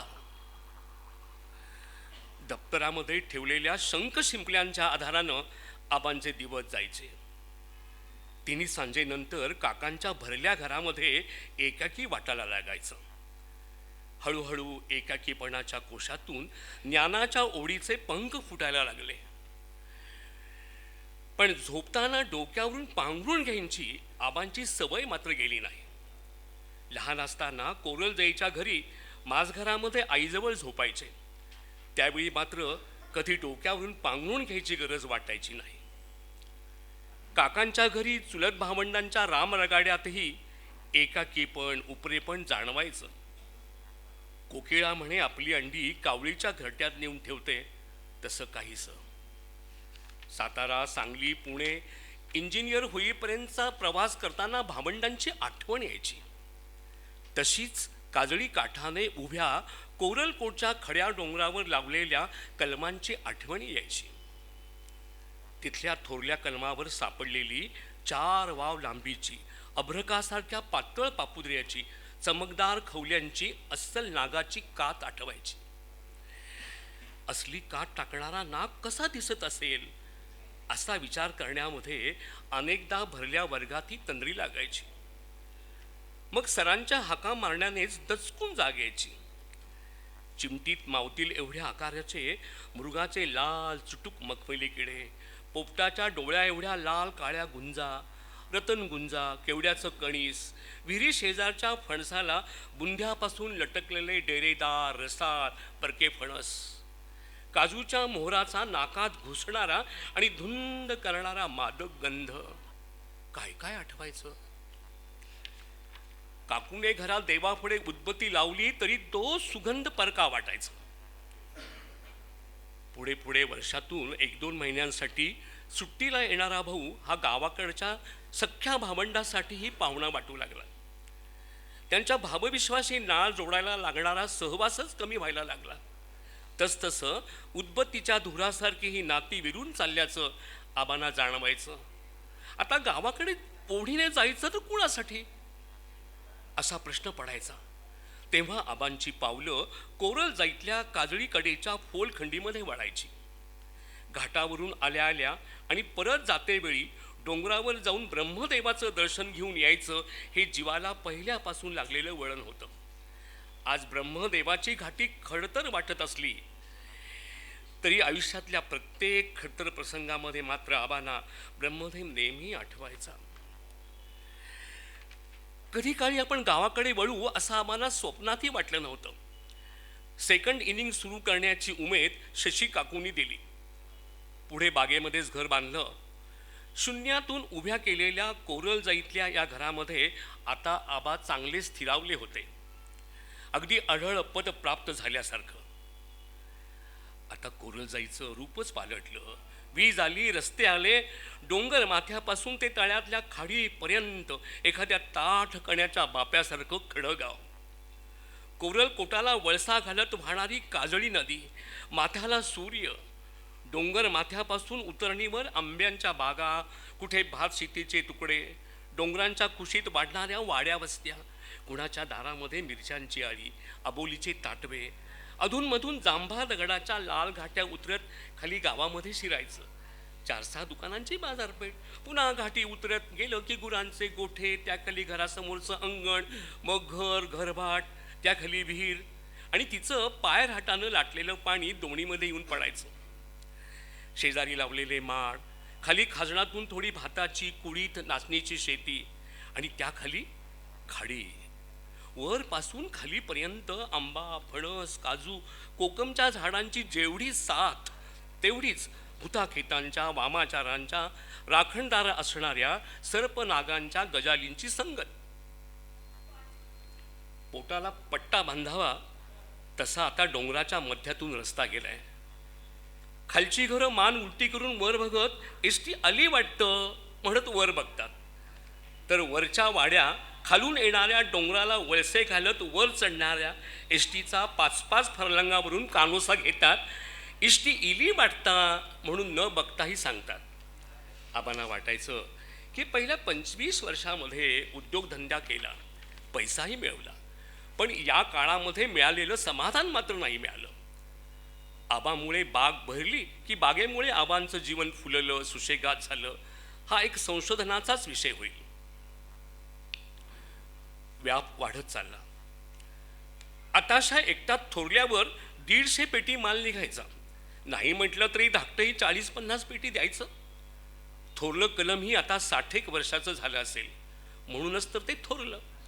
त्याचा पसारा म्हणजे काय, त्यानं फुलवलेला पिसाराच की तो. त्याच्या आडव्या पसरलेल्या फांदीचा पैस एवढा की आबांची लेक आल्यावर दुपारच्या वेळी त्यावर मस्त वाचत पडायची. कारण नातवंडाचे काय करतील असे लाड थोरल्यापासून धाकट्या नकट्यांपर्यंत सगळ्यांचे चालायचे. कलमासाठी स्टेऱ्या मिलचा, लेंडी खताचा एक ट्रकच मागवायचे. मुळाशी माती येऊन पडायची. कौतुकामध्ये काटकसर नसायची. तसेच लाड मांजर कुत्र्यांचे, त्यांच्या वाढत्या वंशावळीचे. मांजरासाठी सुकी मासळी भरलेला डबा यमुनेखालच्या मांडवामध्ये टांगलेला असायचा. वर हौद बांधताना शशी काकू त्यांना म्हणाल्या होत्या, 50शी उलटलेली ही झाडं, त्यांना शिपण्याची आता गरजच नाहीये, एवढा खर्च कशाला हवाय, आणि आपल्या हातून तरी आता कितीसं होणार आहे. व्यवहारानं बघितलं तर शशी काकूंचं सांगणं अगदी पटण्यासारखंच होतं. शशी काकूंनी आवरासावरीची भाषा बोलल्यावरी आबा म्हणाले होते, अगं आयुष्यभर कधी व्यसन केलं नाही, हा खर्च म्हणजे माझं व्यसनच समज ना. यावर शशी काकू काय बोलणार. आबांनी झाडांच्या मुळात कधी कलटासारखं औषधी घातलं नाही. कलटार घातलं की झाड दरवर्षी मोहरतं ही नवी टेक्नॉलॉजी आबांना काही मान्य नाही. आंब्याचं झाड साधारणपणे 1 वर्षाआड मोहरतं. दरवर्षी उत्पन्न घ्यायचा हव्यास आबांना मानवणारा नव्हे. त्यांच्याच भाषेत सांगायचं तर दरवर्षी गर्भारपण लादलं तर बाईचं चिपाड होऊन जाईल की.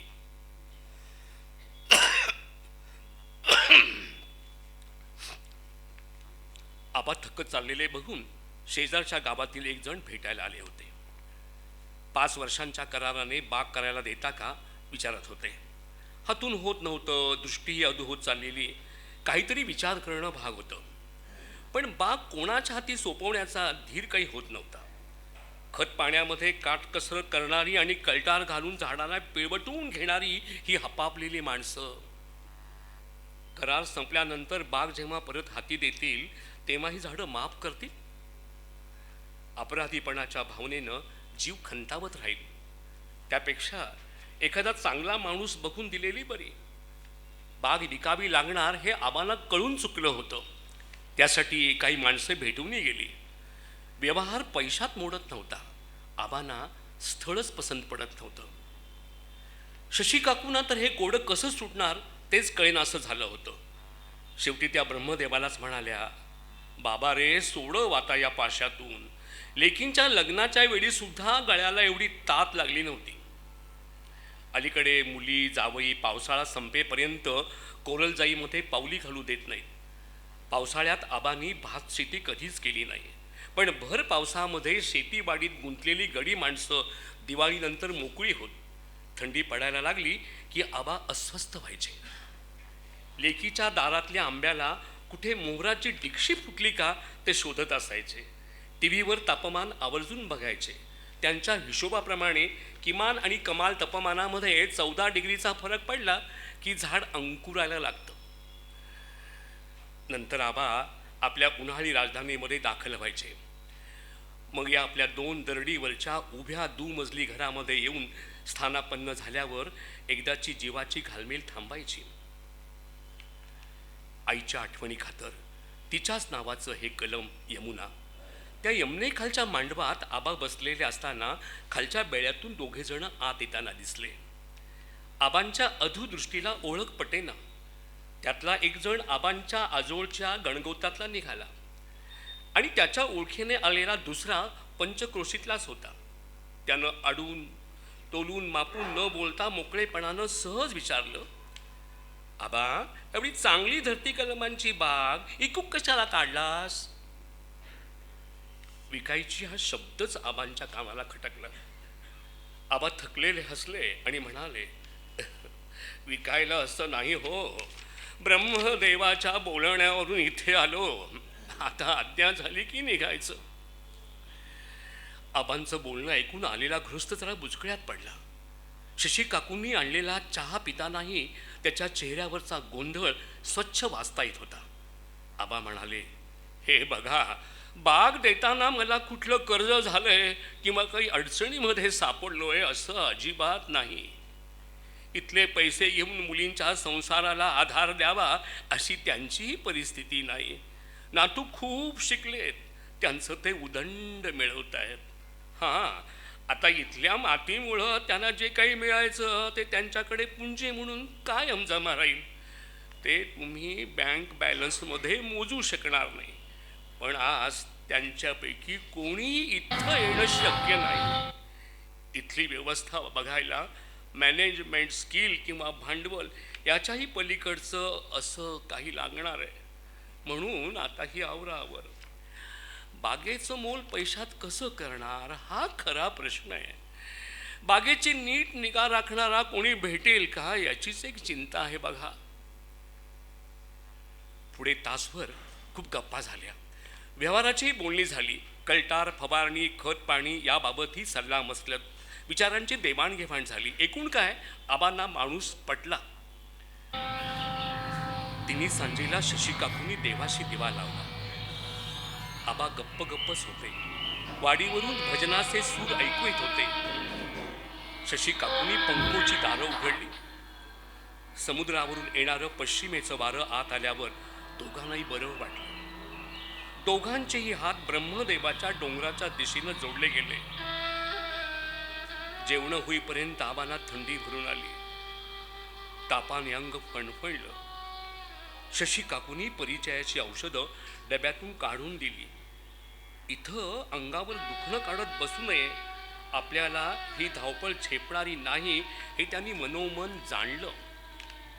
कारभाऱ्याला बोलावून त्यांनी निघायची तयारी केली. शिवानं गाडी सांगितली. उगवतीला गाडी सोडायची असं ठरलं. पायतळी दिसायला लागल्यावर शशी काकू बाहेर आल्या. रात्रीच्या गोळ्यांनी असणार आबांना घाम आला होता. ताप उतरल्यासारखं वाटत होतं. चहा घेऊन तेही बाहेर आले. थोडी हुशारी वाटत होती. गडी माणसं काकूंच्या सांगण्याप्रमाणे सामानाची घराची आवरावर करत होते. आबा थोरल्यापाशी गेले. त्याच्या खोडावरून हात फिरवला. तिथंच उभं राहून त्यांनी एकेका झाडावरून नजर फिरवली. डोळ्या पलीकडच्या चक्षुनी त्यांनी सगळ्यांना जवळ घेतलं. मांडवात एका वाशाला लटकवलेल्या सुक्या मासळीचा डबा काढला. बाळी मांजरी येऊन आबांच्या पायाला डोकं घासू लागली. मासळीचे 2 तुकडे तिच्यासमोर टाकून बाकी सगळा डबा कारभाऱ्याच्या हाती सोपवला. यमुनेखालच्या मांडवामध्ये खुर्चीत 10 मिनिटं बसले. कोणीच काही बोलत नव्हतं. कोरलकोटच्या शेंड्यापर्यंत गेलेली नजर पलीकडे ब्रह्मदेवाच्या डोंगराच्या दिशेने वळली. बसल्या खुर्चीचा आधार घेत शिवाचा हात धरून आबा उठले. थोरल्यापाशी जाऊन यमुनेच्या फांदीचा आधार घेत हळू खाली वाकले. यमुनेच्या मुळातली मूठभर माती घेऊन उभं राहताना अंगाला थोडा कंप जाणवला. तशाच थरथरत्या हातानं त्यांनी स्वेटरच्या आत हात घालून माती शर्टाच्या खिशात सोडली. यमुनेचा आणि कारभाऱ्याचा आधार घेत त्यांनी ब्रह्मदेवाच्या दिशेने नुसतंच पाहिलं. डोळ्यावर धुक्यासारखा दाट पडदा आलेला. मिटल्या डोळ्यांनी त्यांनी मनोमन नमस्कार केला आणि आबांचं पाऊल बेळ्याबाहेर पडलं. काजळीशी जरा गाडी थांबवा असं दाटल्या गळ्यानं म्हणत कारभाऱ्याच्या आधाराने आबा गाडीच्या दिशेने निघाले. शशी काकूंच्या सूचना गाडी बसेपर्यंत चालू होत्या. शिवा आणि इजाही मागे बसले. आबानू एवा हा. कारभाऱ्याचे शब्द हवेत विरले आणि गाडी वळसे वेल्यांटा घेत घेत काजळीशी येऊन थांबली. आबांना खाली उतरवेना. शशी काकू खाली उतरल्या. काजळीच्या गार पाण्याचा त्यांच्या पायाला स्पर्श झाला.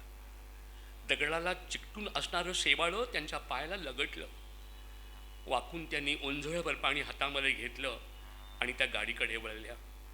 ओंजळीतलं पाणी आबांच्या हातावर सोडलं आणि ओले हात आबांच्या डोळ्यावरून आणि डोक्यावरून फिरवले. गाडी हॉस्पिटलच्या दारामध्ये येऊन थांबली. आबांना स्ट्रेचरवरून जाणं मान्य नव्हतं, पण नातवानं इतक्या झटपट स्ट्रेचरवर घेतलं की त्यांना काही बोलताच आलं नाही. उपचार सुरू झाले, पण दुसरे दिवशी सगळं संपलं. बागेचा व्यवहार झाला. लेक सुस्थळी पडल्याच्या समाधानामध्ये आबांनी पावलक बेळ्याबाहेर पडली. पण आता ती पावलं पुन्हा कधीच त्या दिशेने वळणारी नव्हती. पित्याच्या वात्सल्याला ही ताटातून झेपणारीच नव्हती. आबा थकत चालले होते ही गोष्ट खरी. त्यांनी बागेचा निरोप घेतला हेही खरं. पण बागेच्या विक्रीचा व्यवहार झाला म्हणून ते भावूक झाले असतील असंच सगळ्यांना वाटलं. पण आत्ताच्या एवढ्याशा तापाने गोष्टी या थराला जातील असं कोणाला वाटलं नव्हतं. कारभाऱ्यानं आबानू एवा हा म्हटल्यावर पुन्हा कोरल जाईला येणं होणार नाही असं आबानं खरंच वाटलं असेल. पण सगळा वर्तमानच असा भूतकाळामध्ये गडप होऊन जाईल असं कोणाच्या मनामध्येही आलं नाही. कोणाला बोलायला शब्द सुचत नव्हते. नात्या गोत्यातल्यांचे आणखी कोणाकोणाचे येणारे फोन मुली घेत होत्या.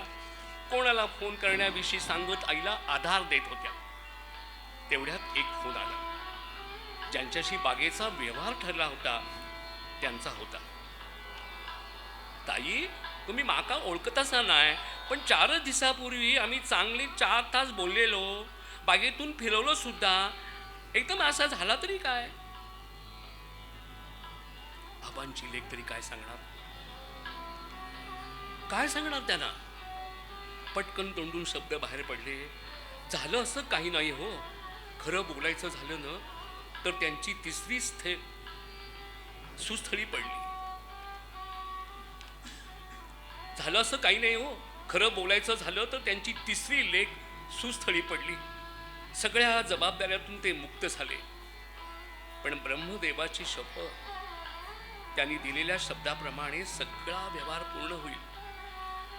तुम्ही नका करू काळजी.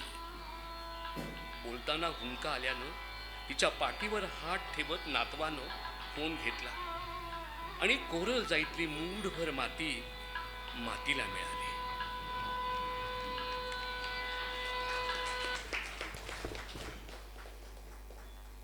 पारिजातक.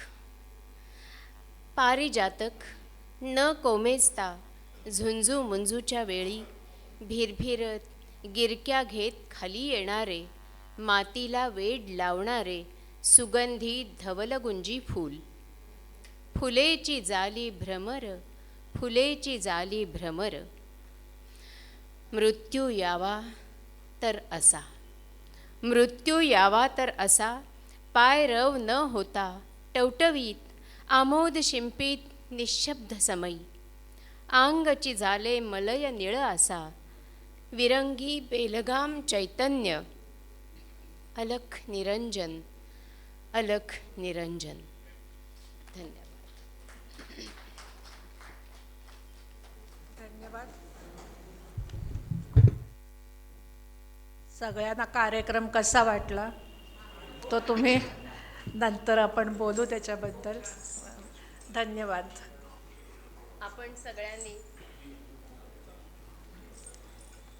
आपण सगळ्यांनी खूप छान प्रतिसाद दिलात आणि अतिशय मनपूर्वक आमचं हे सगळं साहित्य ऐकलं, त्याबद्दल आमच्या सगळ्या टीमतर्फे आपले खूप खूप आभार. काही